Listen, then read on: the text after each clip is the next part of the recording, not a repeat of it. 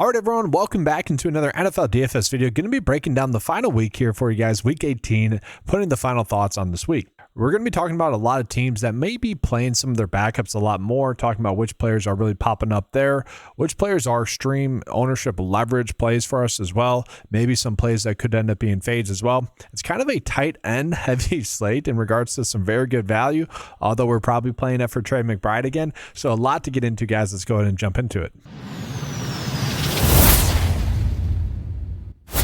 So I do actually want to start off here with the tight ends because that is, to me, the easiest part of the slate. It's pretty simple. You can just pay it for Trey McBride. That's kind of the easiest take that I can give you guys.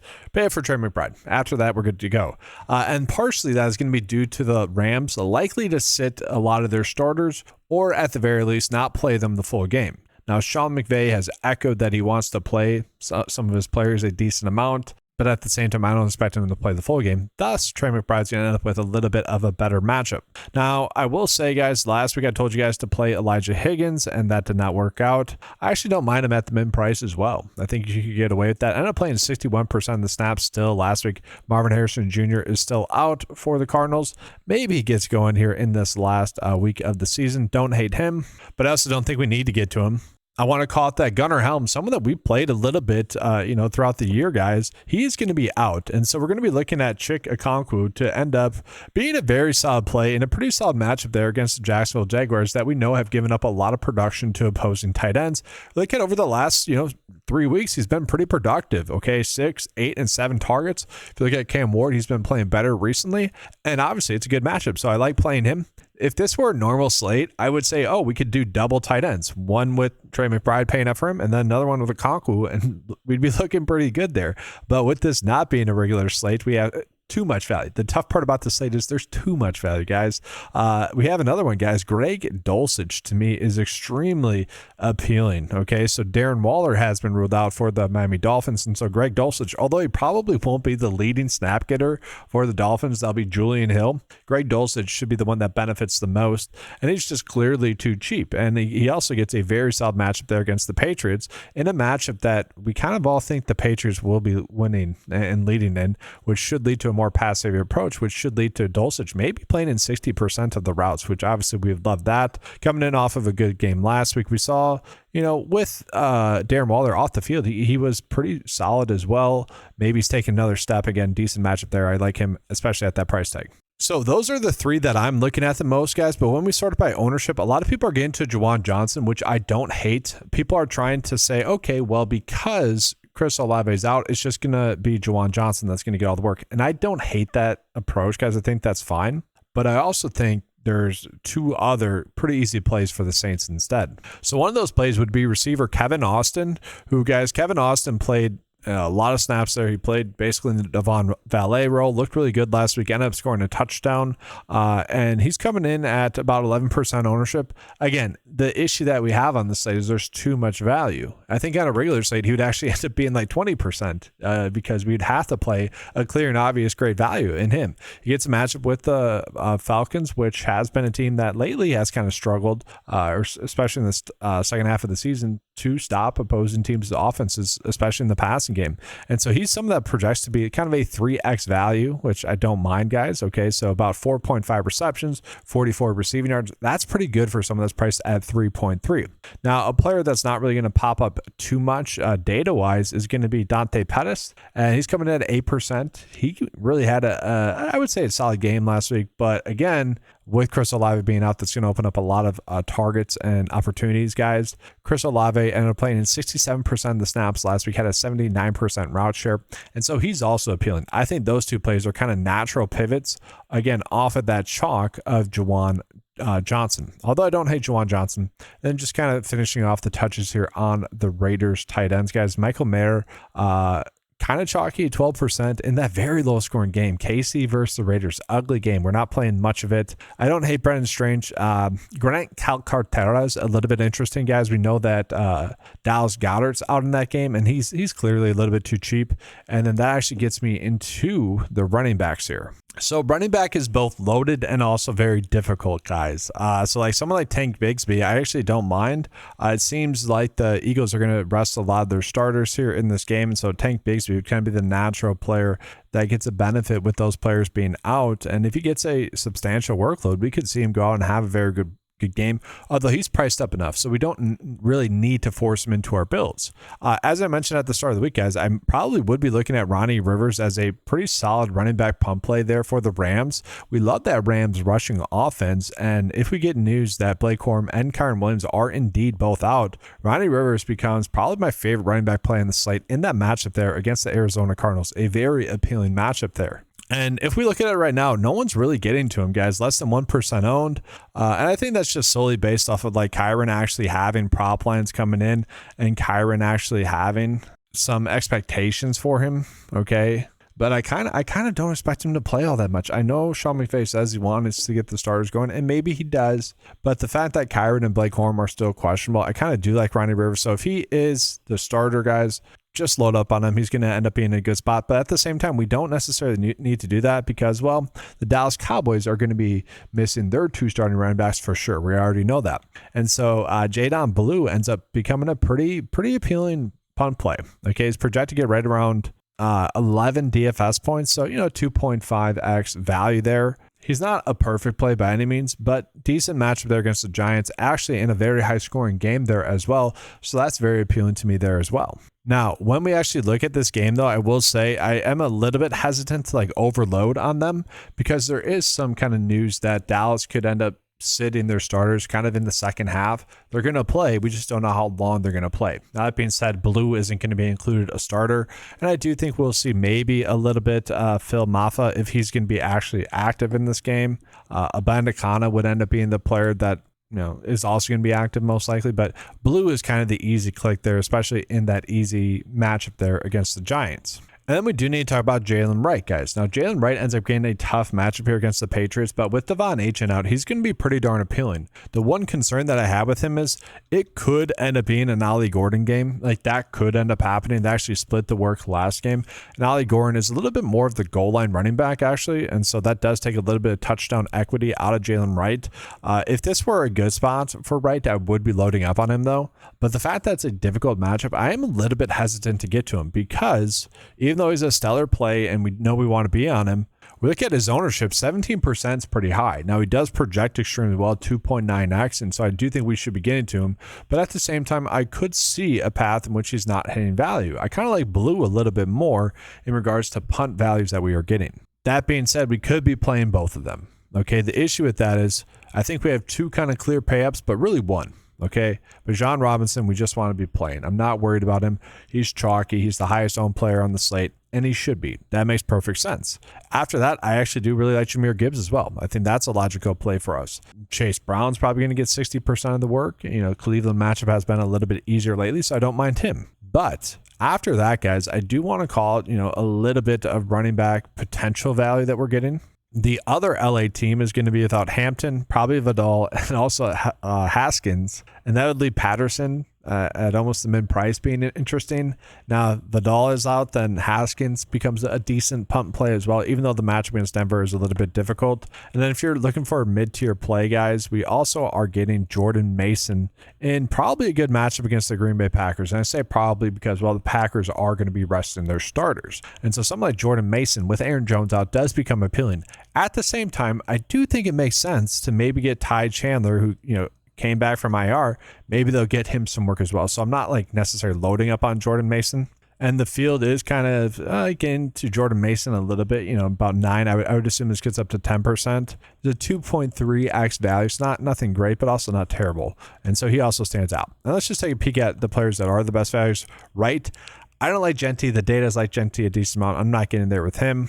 And then probably my favorite play, guys, Audric Estime. He was someone that I was loading up on prior to us getting some of this other running back news. And that's just because I thought he looked good. I ended up playing 79% of the snaps. He did pop one big play that really shifted his DFS output. But at the same time, he is still too cheap. And if they get maybe playing from behind with Chris Olave being out, he is someone that actually probably will get the football in the passing game as well. So I think he is pretty appealing as well. The issue is $700 or $800 for a very similar play, I think we would rather just go with blue or right?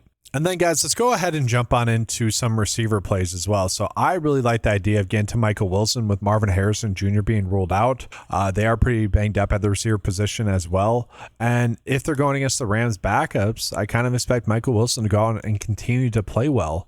He's just kind of an easy click to me, honestly, on the slate, especially on a slate where we're trying to pay up for some good plays. I do think we should be trying to play him. And so, honestly, if we're playing those two, then I think we just have to begin to Jacoby Brissett. Again, if he's going against backups, you would expect a little bit of a better week for him rather than what we have seen recently. We do need that 20 DFS point output from him, which I do think, again, is going to be a little bit more likely here. So Brissett, Wilson, and McBride, I don't mind that stack. That's a stack that's really worked out as well throughout the season. And then from there, guys, I don't hate the idea of getting to Chase. I feel like the matchup's a little bit concerning slightly. And then from there, ASB could potentially be out. I actually don't mind the idea of getting to Tesla as a value, but again, I don't think we're going to need to. And then if ASB is out, I do like the idea of getting to Jameson Williams as well. We know that the Lions are probably going to try to win, right? That's just kind of who they are. That's the thing that people like about Dan Campbell is he is going to always try to win games and not sit starters. And for DFS purposes, we do like that. So I do like getting into him.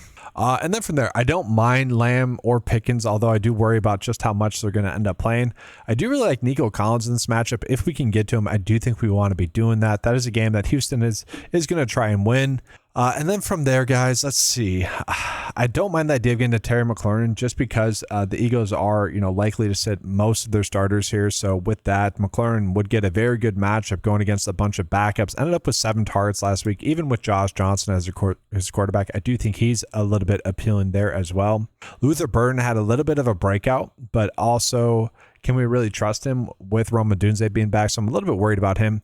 And I do really like the idea of playing Parker Washington, who I don't need to keep telling you guys, but he's the reason why you watch film, because I've been saying for a while, it's just he's completely talented, and I thought he was better than Bryant Thomas Jr. at the start of the season pretty much, and people probably hated that take at the time, kept calling Bryant Thomas Jr. a bust, and then I was using Parker Washington as an example, and I think we're seeing that play out. Now, I think he's properly priced. I think we're getting other good values, but it's just tough to not get him the football. And his snaps have been, decently high, guys. 81% and 49%. Sorry, 81% of the snaps, 95% of the routes. And so we continue to really like him there. Very solid price day for him as well. And then Shamir DK, guys, he's just someone that I think really stands out on film as well. Only 5 targets, though. That is concerning. Gets a matchup, though, against the Jaguars where I don't mind it. That could be a little bit of a game stack where if you're playing Parker Washington, maybe even Jacoby Myers, you could run it back with DK. And I do think that ends up being a pretty viable route to go.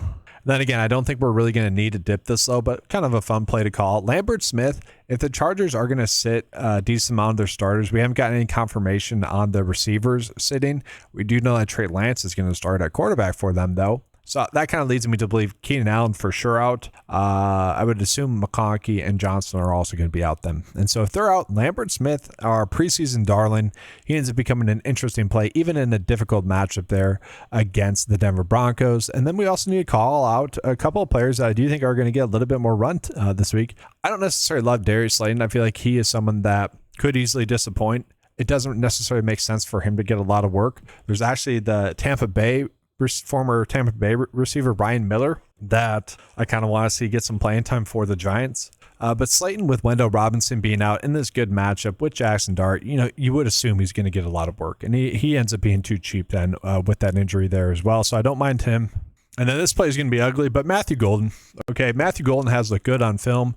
He's one of those players where if you're just looking at the stats, a lot of people are maybe calling him a bust, but when you watch the film, you see he's open a lot. And you kind of feel bad for him because on a lot of the plays in which he's open, it's not even a bad quarterback read. It's just the fact that the play went somewhere else. Love doesn't need to make his second read on a lot of the plays. And so I do expect probably Watson to sit, probably Dobbs to sit, probably Reed to sit as well. And so I think Matthew Golden has a great opportunity to play most of the game as the receiver number 1. And so that could end up being interesting there. The issue is he's going to get Clayton Tune as his quarterback in a difficult matchup there against the Minnesota Vikings. And so although I think Matthew Golden's a fine GPP play, I kind of just think we're going to be loading on the Vikings DST. And so this is kind of what I'm looking at for a roster and kind of final roster thoughts here. Now, obviously, we'd have to change this slightly to be able to make it work. but we do need to talk about the quarterbacks here. So obviously I have Brissett in there. I do like the idea of getting to Dart. I think he's a pretty solid play there. Trevor Lawrence in a very good spot there against the Tennessee Titans. He's been playing extremely well as well recently. Pretty easy to stack. With him, you could just go Parker Washington, maybe Jacoby Myers. Again, I like the idea of running it back as well, so not a terrible route to go there. And then we also have to talk about one other quarterback play. If you guys want to play Drake May, you can. But the other quarterback play I want to mention, Tanner Mackey. Okay, so he's going to get the start here for the Eagles in a very good matchup against Washington. Now, I would like him better if, all the other starters were also playing. And so he is going to be playing with backups. That's a little bit concerning. But maybe you play him with, it's a weird stack, Grant Cartera, or you could stack him up with Darius Cooper, who, kind of a fun preseason player. And then let's just take a peek at some of the ownership guys. Like, to me, it does make sense. Like, the players I just called out to you guys are some of the higher owned quarterbacks on the slate.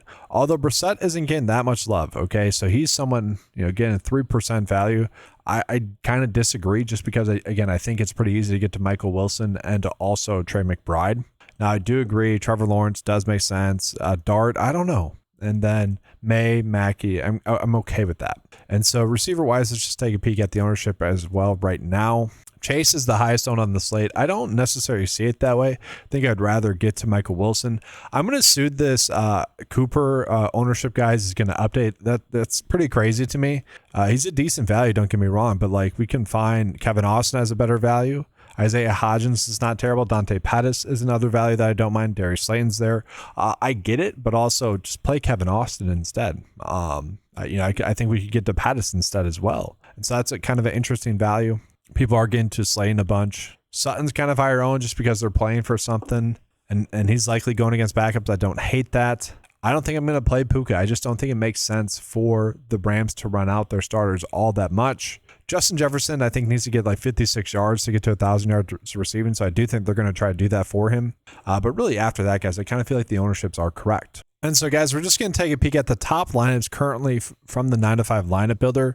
And so, again, it really likes Ashton Genty much more than I do. I would rather just get to a lot of these other plays instead. Like, I do like Jalen Wright much more, honestly, than getting into like Genty at that price tag.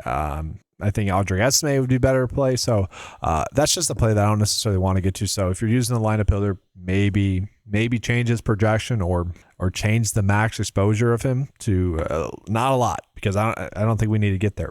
It is getting to Puka, it is getting to Lamb. And so this is actually kind of the thing I want to call out, guys, is that this is a slate where lineup builders like mine even, like they're pulling in data that I just maybe come Sunday morning, it's going to end up being a little bit different. But right now, I feel like that's a big edge. It's just we don't have to play Puka Nacua, who's a little bit risky. Now, he could go off. I could be completely wrong about this. Sean McVay might play them the full game. But I think that's like the edge that we have. Like, I'd rather get to like Nico Collins instead. Again, we have a lot of other receiver plays. Michael Wilson, to me, is like the top easy play that we should be getting to. I don't hate CeeDee Lamb. He could be limited. And so to me, that's where we're getting our edges. And so like if we're looking at this, I think we'd go like receiver, and we can sort it by ownership. We can sort it by projected fantasy points. I think we could max Puka at about, 7. We could be underweight on him. Jamar Chase, he does draw a difficult matchup, but I'm kind of fine getting to him. I don't want to get to Devontae Adams, guys. We can even just exclude him.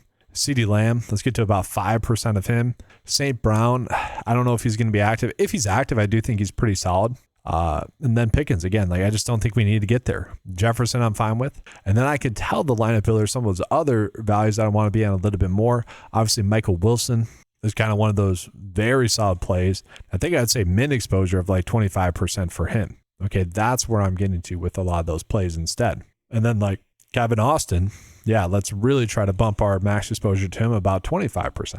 That's kind of the route I'm going. And then like flex, I probably would just go running back or receiver. I don't think we need to have a tight end in the flex on the slate, even though we are getting some insane values of the tight end flex as well. But that's going to do it for this video, guys. Appreciate you being here. Good luck. Like the video, subscribe to the channel.